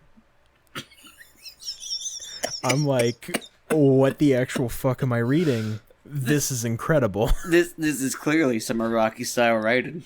Yeah, there's this panel I sent you, Andrew. It's a Bugs Bunny. I saw He's that like, with dead air, like, yeah. Yeah, parents, if you got kids watching at home, this is the part where they close their eyes and like, whenever they use their powers, their eyes glow. Right. And Bugs Bunny's ability, dead air, he puts white noise on stuff and makes shit disappear, kind of like the hand. Nice. But without, yeah, and like he like uses it to glide around and stuff. It's really like funny. There's a part that it goes from like that parody comic thing that I said into like a legitimately good like shonen style story. It's absolutely wild. I recommend anyone read it. It's great. I might look into this. Yeah, I might send you a link. The author updates his comic like once every 2 weeks. Right. Yeah, and they're kind of they're in the middle of a flashback arc right now. We are in the Naruto style of telling the story. Kind of going into some of the past of Bugs Bunny and what happened. Yeah, the current arc they're in is called The Coward King. Nice. There's a very serious looking Homer Simpson. Oh, I can't wait for that. That sounds great. Yeah, and so like it stops being a 4-panel comic and just kind of becomes a little bit bigger and stuff. It's cool. All right, so I think that is the end of our podcast proper. We're going to get into the Far From Home spoiler cast now. Okay, so Spider-Man Far From Home. Oh, what a fantastic film. I liked it. I liked it more than Homecoming. Look, I knew I was already going to enjoy it because Mysterio was my favorite villain of all time in Spider-Man. You know, what's the word I'm looking for? Rogues Gallery. So let me tell you why. Sure. So, Spider-Man, Peter Parker, man of science, every time falls for Mysterio's bullshit. Mysterio, man, smoke and mirrors. Spider-Man's, how is he doing it? It's due to be smoke and mirrors. And Spider-Man's like, how do I keep falling for this? Well, I mean, also they have like aliens and shit happen. So look, as true as that is, every time it's viewed to be Mysterio, Spider-Man should automatically know this is fake. But he doesn't. Well, I mean, like, he doesn't, like, keep his memories, obviously. He would probably believe it at first. Like he did here. Look, Mysterio is just a great villain. I've always loved Mysterio. So when the whole thing of, like, oh, he's from a different universe, I'm like, okay, one, he's probably lying because he's Mysterio. But if he's not, okay, we got we get the multiverse anyways with the Doctor Strange. Yeah, the Doctor Strange. That's been confirmed for the multiverse. But still, this whole... Oh, it was just a good film. I loved it. 10 out of 10. Like, I would rate it a perfect score. I'd give it, like, an 8 out of 10. I really liked it. Like, it is my favorite MCU movie. Just... Boom. Oh, is it my favorite MCU movie? I really like the Guardians of the Galaxy movies. Well, because, like, my top two were always, like, Homecoming and like, Thor Ragnarok. Like, they were always, like, interchangeable. Okay. But this one just blew both out of the water, and I loved it. Like, I have issues with MCU Spider-Man. Like, my biggest problem with Homecoming is that I think that there was still too much Tony Stark and the futuristic Stark tech and stuff like that. I get you. You know, and because, like, it felt like... God, it's been so long since I've seen Homecoming. I only saw it once, but it kind of felt almost like Peter didn't really grow or learn, if that makes sense. I get where you're coming from with that. Yeah, and so, you know, and it really only kind of became more apparent because last year we had Into the Spider-Verse and the Spider-Man PS4, which are both incredibly fantastic representations of Spider-Man. This is true. Yeah, I liked Far From Home a lot. Jake Gyllenhaal as Mysterio was perfect casting. He really sold it. I feel like Jake Gyllenhaal is the kind of actor, like, it doesn't matter what director you have, he's gonna be good in it. It's just... the way he could play Mysterio, and then play a guy playing Mysterio at the same time. Yeah. He's acting on two fronts, and it's great. Yeah. I liked his backstory and how he was just some jobber that got mad at Tony Stark. See, part of me wants to go back. I hate saying this, go back to Civil War and see if that shot's actually in there. See how far back they actually did this. Yeah, that would be interesting, but I don't think Jake Gyllenhaal was in that movie. Probably not, but I want to see if the shot is, though, just for continuity reasons. Yeah, and... You know, it's like, oh, is the next Spider-Man villain going to be like a DoorDash driver Tony Stark didn't tip or something? So, I mean, I've been talking about this with people recently, and we've talked about in the Discord server too that we've planned it out to have the Sinister Six ran by Craven. It's just on Spider-Man. Like, there's so many possibilities that they could go. I mean, we're not going to get it until like Phase 5. Probably. Yeah, well, also, like, the thing is that the Spider-Man movies are announced separately from the different phases because they're still technically owned by Sony and stuff. Right, which, like, there's so many, like, routes they can go with the third Spider-Man film. I hope that the next villain is the ultimate jobber, Shocker, who uses his powers to rob banks. But see, he was in Homecoming. Was he? Yeah, or it was either Shocker or Electro, but I think no, it was because like he's like the Shocker, and they all made fun of him for it. Right. Okay. What's the end credit scene in Homecoming again? I can't remember if it's the end credits, but there is a scene like with the Vulture's in jail. Yeah. And he runs into the guy who's Scorpion. He has the same name and he has a scorpion tattoo. Right. Which is another theory, which we'll get to the more we talk about the film, because my favorite scene in the film is the mid-credit scene. Oh man, that scene was pretty good. Oh, we'll talk about that. We're gonna keep that spoiler to the end of the spoiler cast, because I'm gonna ramble about that because it was great. Yeah. So the setup of him going on vacation, right, to different country for a science field trip. Okay, first can we talk about how it opens with that in memoriam thing? That's really fucking good. Well, it was probably the hardest I laughed. Look, I thought they might do a Stan Lee thing. Then it's just they showed the Tony Stark. It's like okay, and you just like start is like slowly at the picture. They get to the picture of Vision. It is like highly like pixelated, like zoomed in, and it's like okay, what? And then I turned to my friend in the theater and I'm like, this is totally like a fucking high school project or something. And it was great because then the last pictures has just like a picture of like all these candles. And they still have the watermark. Yeah, it's so good. Like that video footage of like them playing basketball and they just blip back in. That was great. It's just yeah. I was gonna say, see, it's comedy like that like they put it in there like for laughs, but it's not like in your face played up for it. Like there's like kind of stories, like it's part of the storytelling. Yeah, it's like Guardian 1's, kind of comedy. Like it was part of the story and it works. Yeah, I really like that in this film because there's so many comedic scenes. Yeah, it just worked for the plot. And it's so great. Totally, yeah. And. What else is kind of... the other funny thing about the blip is I think it was Aunt May that was talking about it, and then she's like, yeah, I blipped back in, and this girl thought I was the husband's mistress or something. Yeah. The grandma thought I was a ghost. Yeah. Like, it's like, yeah, that would totally happen if like they were gone for 5 years. Because I was curious in how the hell Far From Home could happen if... like Peter, like he's been gone for 5 years, but like okay, I guess they just made all of his friends also be gone for 5 years, which works. It's fine. Yeah, like that works. I was like, how are you gonna get around that? But okay, that makes sense. Look, yeah, but the whole science field trip is at least one of my best films in the scene. It's like you know something fishy's going on. I was like, yeah, how this science field trip is a lack of science involved. Yeah, that teacher was the best. He's like my second favorite character in the film. Yeah. Yeah, so they're going on a science field trip to explore science. And Venice.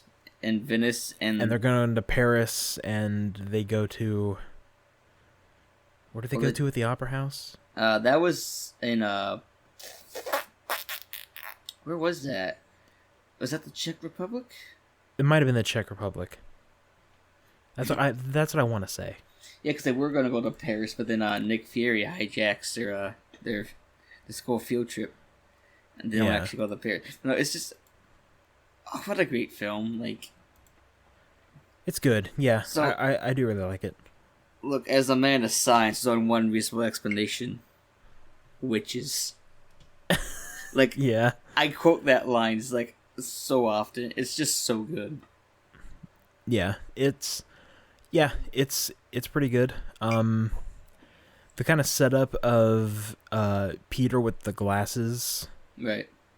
Like the Tony Stark glasses, which kind of leads into my original problems with Homecoming with the over-reliance on Stark tech, but it's not used too much. Kind of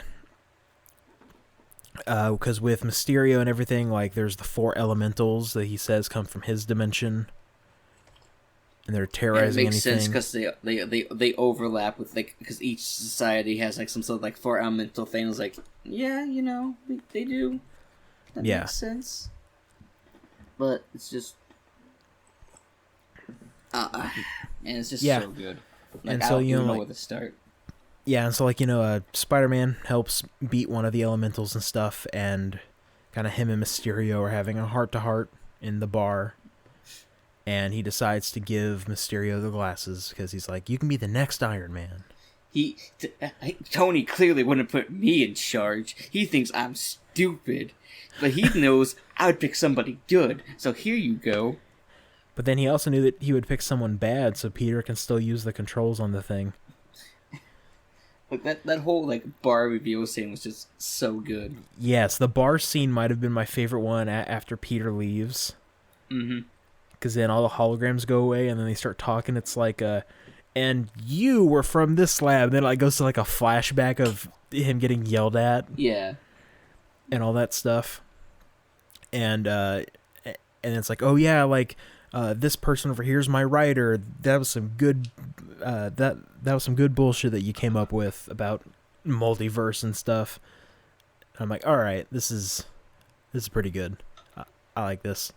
It's like, see, and I knew this was gonna happen. But Yeah, when it happened, I think it's pretty obvious. I was just blown away. Because it's everything I wanted from Mysterio.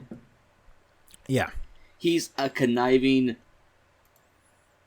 like, special effects supervillain who has no actual powers. But yet he can pull off this whole thing and pretty much run a tech empire with drones. Yeah, and just make a bunch of fake... nothing. By lying and bullshitting. Yeah. He's so good.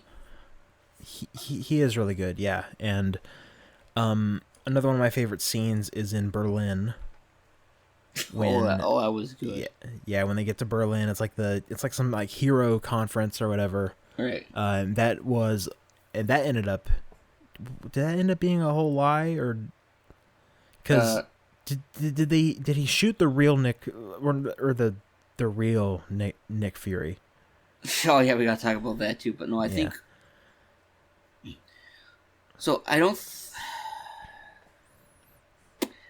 think like Nick Fury was like lying about the Berlin situation.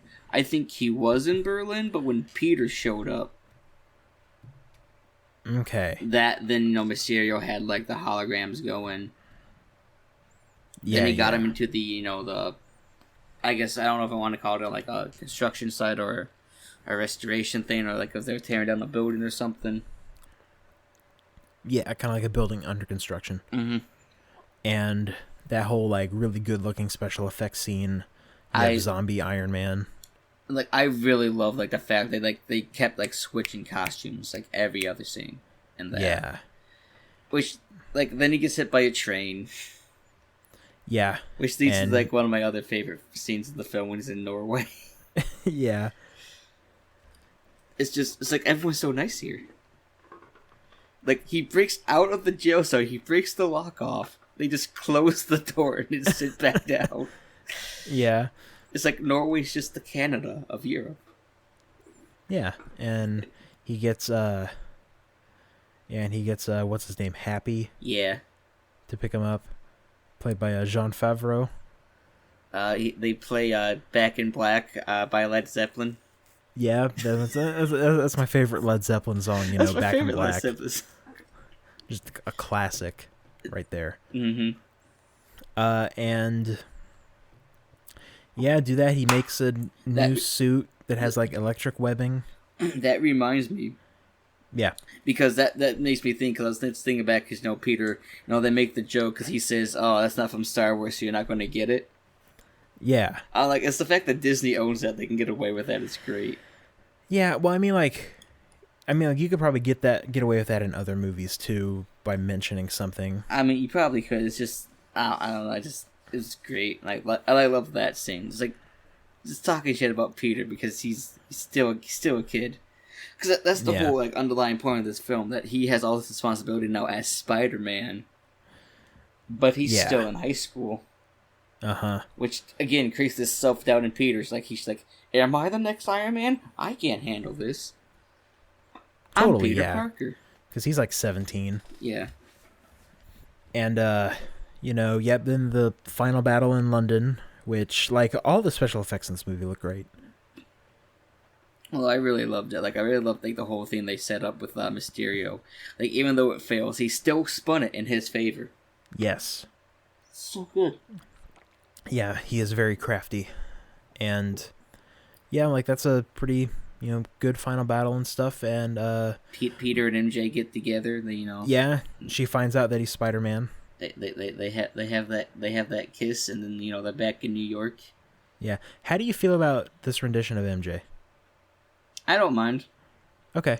I have nothing against her. I think she does an okay job. Yeah. She kind of acts like an edgy teenager. I mean, so you're talking about a teenager just in general. Oh, yeah. I mean, So, I mean, she's like the weird, like, quirky, not really quirky, I guess, but she's the weird high school student. Like, I think... Yeah, the weirdo. It's like, oh, my favorite flower was the dahlia because of the murders. Yeah, the Black Dahlia. I mean, okay. If you look at how, like, it's like, I think this is like how a modern MJ kind of should be. Okay. Because I mean, like if you look, like, MJ from like the 90s, 80s, whatever. I don't know, something about it just doesn't would fit right anymore. I guess like now they're trying to tell it. And it was, like, a nice, like, subversion in, like, the first one. Because, like, when it's the whole reveal that her name's MJ, but she's not a redhead. What? Yeah. Oh, I mean, I think it works. Yeah, totally. So... Yeah. And then, movie ends on Peter talking about how it's like, I just want to be, we all just need to be honest. I gotta know, are you dating my aunt? And he says that to Happy. Yes. And no. Yeah. It was great. It's like, man, like, Peter's aunt in the movies has been getting progressively younger every single time. Yeah. Yeah. Well, I mean, because like, if you look at it, it's his aunt, not, like, his grandma. So Aunt May being, like, 90-something doesn't really make any sense. Well, I mean, you can have a great aunt. I have some great aunts. I mean, I guess, but it's like, she's just Aunt May. Yeah. Not great aunt. It's just regular aunt. Yeah. So let's talk about the best scene in Spider-Man. The mid credits. J. Jonah Jameson. I like how it's like I like how Sony knew with the Amazing Spider-Man they couldn't cast anyone else as J. Jonah Jameson. No. You couldn't. No. J.K. Simmons is the best. Like, he was, like, one of the best parts about the Raimi trilogy. He has captured JJ as a character. Yes. And his performance was, like, for, like, 5 minutes. Not even 5 minutes. For, like, 30 seconds. It's perfect. I like how it said dailybugle.com, and he kind of seems to be acting coming into contact with, like, Alex Jones a bit, Look, that was my favorite part in the Spider-Man game for the PS4. Was that JJ was just Alex Jones? Yeah, and how you download episodes of his podcast. I'm like, that's pretty good. It's just... Look, alright? Like, when they're doing the whole big thing, so Mysterio's whole ultimate plan was because he knew he was going to die, quote-unquote. Yeah. He could have faked his death, we don't know. Anyways... So the whole thing was, so they uploaded the footage, doctored it a bit. Yeah. You can kind of tell it's been doctored. Yeah. I thought it was weird in, at that part where he dying, said, execute them all. Yeah. It was like... I'm like, why'd you say it like that? That's kind of weird. It was the setup so that it looks like Spider-Man killed a whole bunch of people, and then revealed that he's Peter Parker. Yeah, I'm like, oh, holy shit. That's, which I was kind of like on that because it's like, all right, why would you like believe Mysterio because the drones and everything? But again, as he said in the film, they'll believe anything at this point. They experienced Thanos and the blip. They'll believe anything. Yeah, it makes me wonder like what's the next movie gonna be? Like, how does he deal with that? Like, because that's... See, like, because my whole reaction in the theater was they brought that up, and they said the Daily Bugle, I'm like, they're not gonna do it. And then JJ came on screen, and I just, like, squealed like a little girl. Yeah, that was pretty good. I like the fact he doesn't have the hair anymore, that he's balding, and that just makes his character better. Yeah. It's just... Like, his whole, like, portrayal of JJ is great, because he's all like, you know, Mysterio, a poor multi-dimensional warrior. Yeah. Like, he's saying all this nonsense that makes no sense. It's just to slander Spider-Man. Totally. It works really well.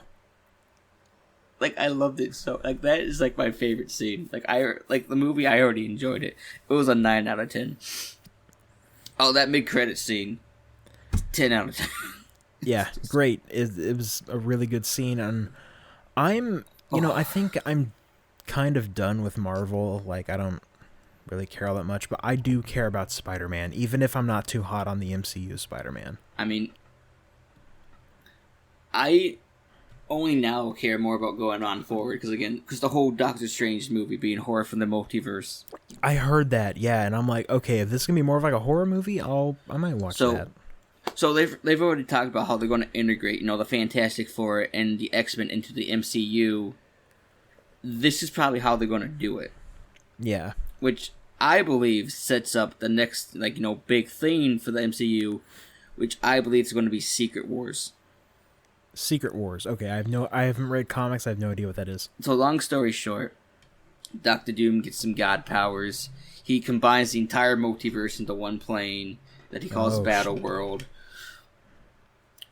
It involves a whole bunch of characters, but so because this whole, you know, multiverse shenanigans. So yeah. My whole thing, I think how that Doctor Strange film's going to play out is that he's actually going to look into there being other dimensions because of Mysterio. Because he's going to tell us clearly Mysterio's powers are fake because, you know, he does real magic. Right. But I think so he's going to look into it. It's going to do something. I think my prediction is the Fantastic Four going to be in the Doctor Strange film. Okay. That's my prediction. That they're going to either he's going to end up in their universe or they're going to end up in ours. It's going to be some, you know, multiverse shenanigans. Okay. Something's going to happen.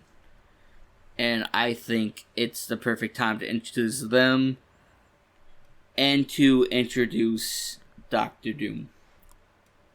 Right. Another thing I think... I keep getting Doctor Strange and Doctor Doom confused. One's played by Benedict Cumberbatch, and the one's Doctor Doom. My other theory is that it's still going to feature the Fantastic Four, but it could, because my second theory about the next big MCU event could be Galactus. Okay.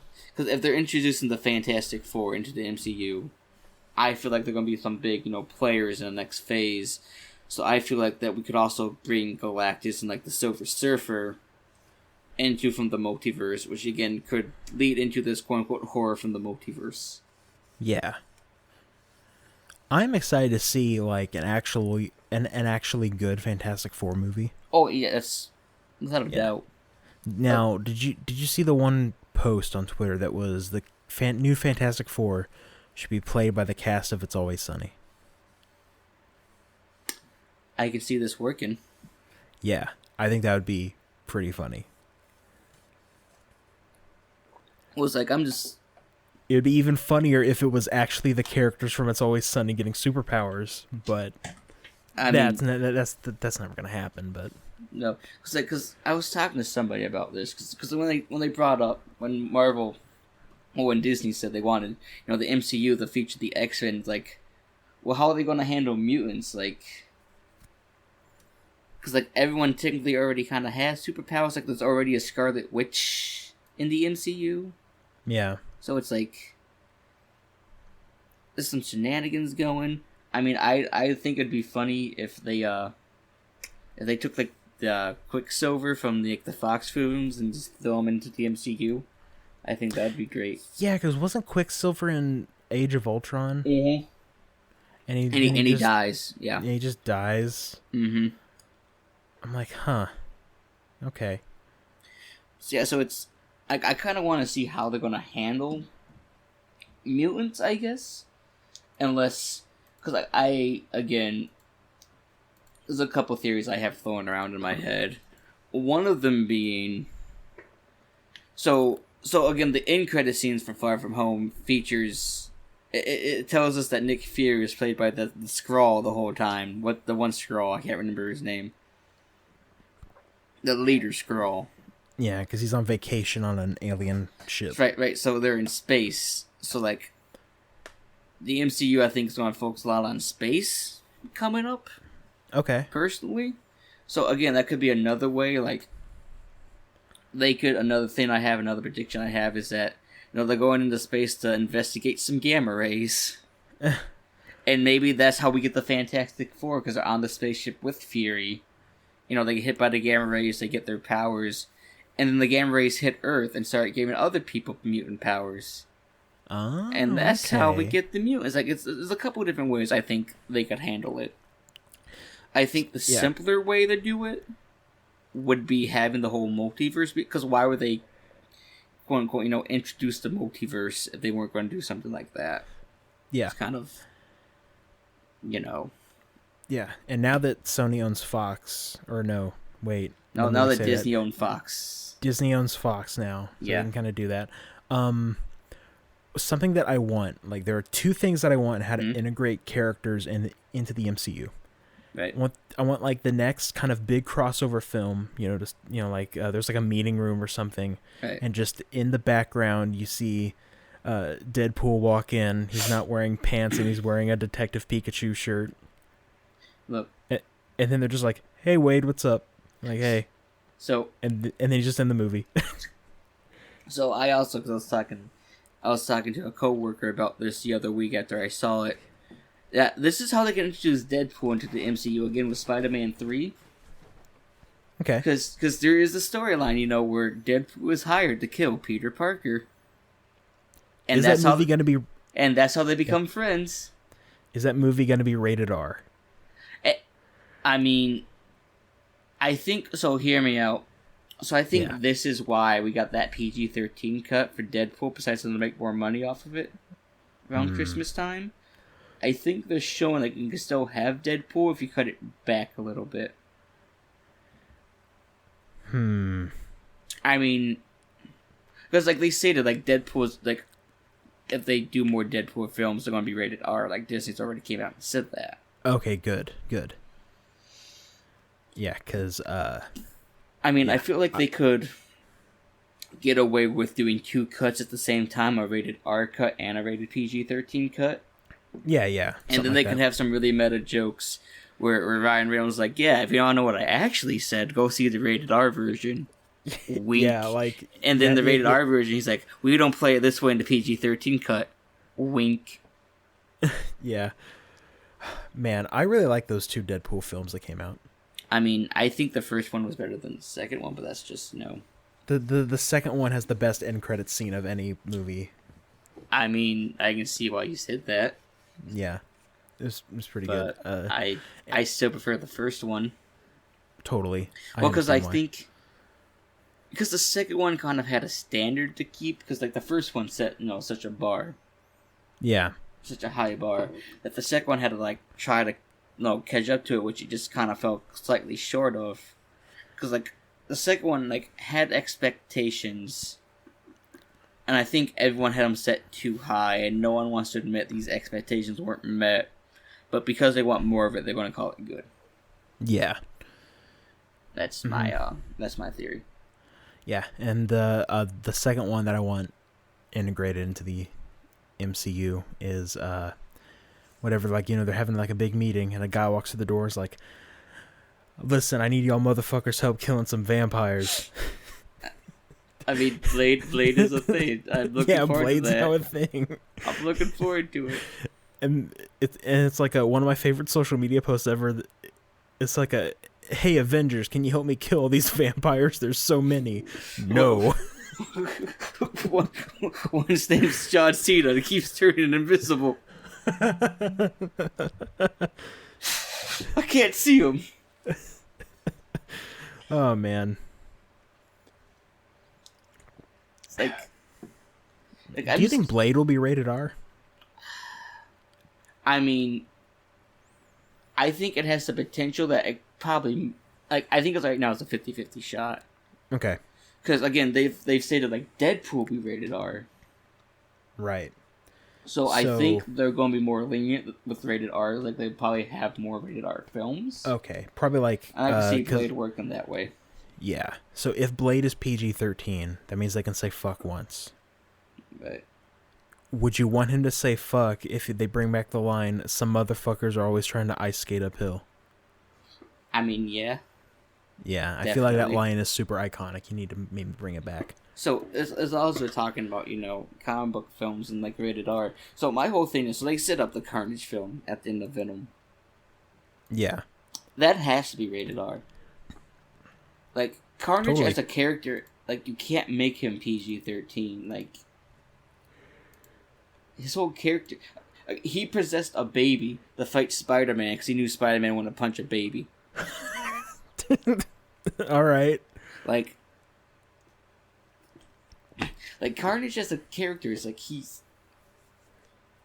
rated R. Like, I can't see them doing a PG-13 Carnage because I feel like it would be like Venom that should have been rated R, but then was kind of like held back. And, not good. So, do you think that they're going to integrate Tom Hardy Venom into this? I mean, see, because that's where it gets kind of weird. Yeah. So Sony owns like the distribution rights to Spider-Man. Right. Like, all the films are done by Sony, but the MCU owns the character right now, as portrayed by Tom Holland. So, what they could do is, again, hear me out. Okay. Either we get rid of Tom Holland as Spider-Man in the third one and replace him with Miles Morales, or the Sony movies use Miles Morales. That's okay. That's my whole, Would there be a San Francisco Peter Parker? Yes. Okay. Yes. Since Venom's over in San Francisco for some reason. Because if it was in New York, we're Spider-Man. Yeah. Okay. Yeah. So that reminds me. So the whole how they set up, in Homecoming with Scorpion, maybe he's the villain in the third movie, because that makes sense. JJ's now been introduced into the MCU. He's the one that paid for the Scorpion suit. Yeah, that's right. So that actually makes a lot of sense.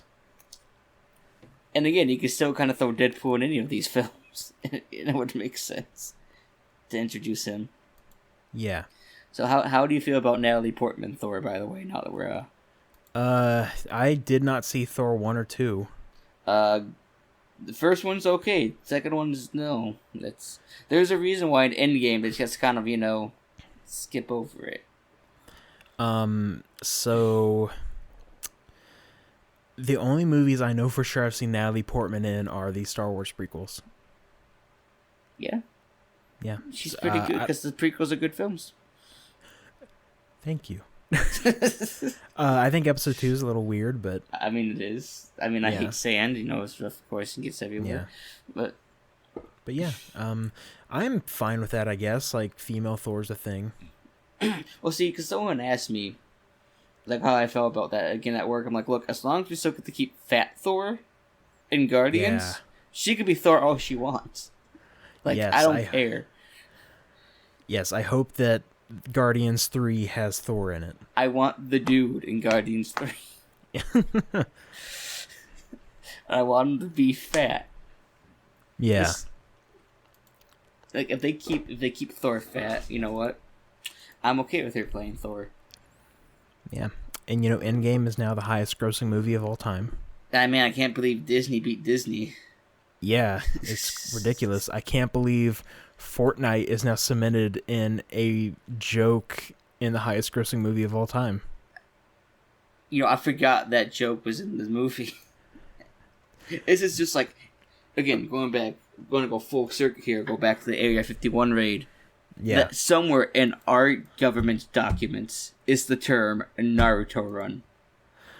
That's so ridiculous, man. I can't believe that. I don't know which timeline we're in. I don't know if this is the right timeline. But right now is a pretty, like... Look, if you look at, like, the past, like, year, in the year and a half, how shit's kind of been, the fact that we have all this ridiculous nonsense going on kind of makes up for it, I think. Yeah, a little bit. Look, we live in a timeline, again, where the term Naruto run is in a government file. Yeah, and people having to explain what the hell a Naruto run is. Like, I just love that picture that they just sit of, like, the guy doing the presentation. He puts his arms behind his back. Yeah. It's just... We live in a universe. We do live in a society. We are the society. It's just, All right, well, do you have anything else to say about Far From Home? Go watch it. I honestly need to go see it again, because I really loved it. It was fantastic. 10 out of 10. I hope in some shape or form Mysterio shows up again in the Spider-Man film. That'd be cool. I could totally see that happening. Because, like, Mysterio was one man as an actor, but he was also in an organization. Yeah.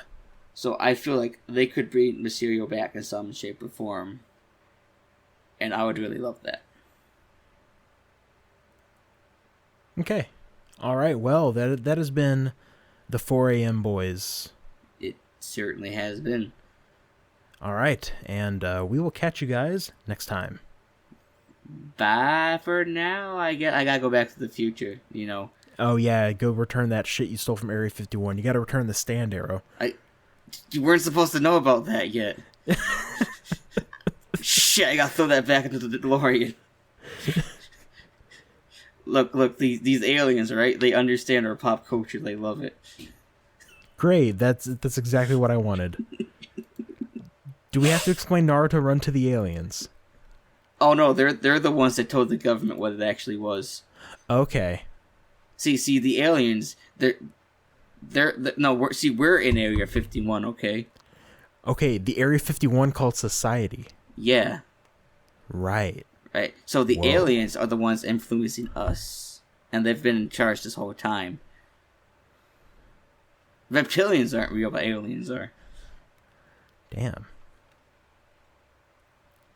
All right, that's it. Yes, I think that's a great place to end off.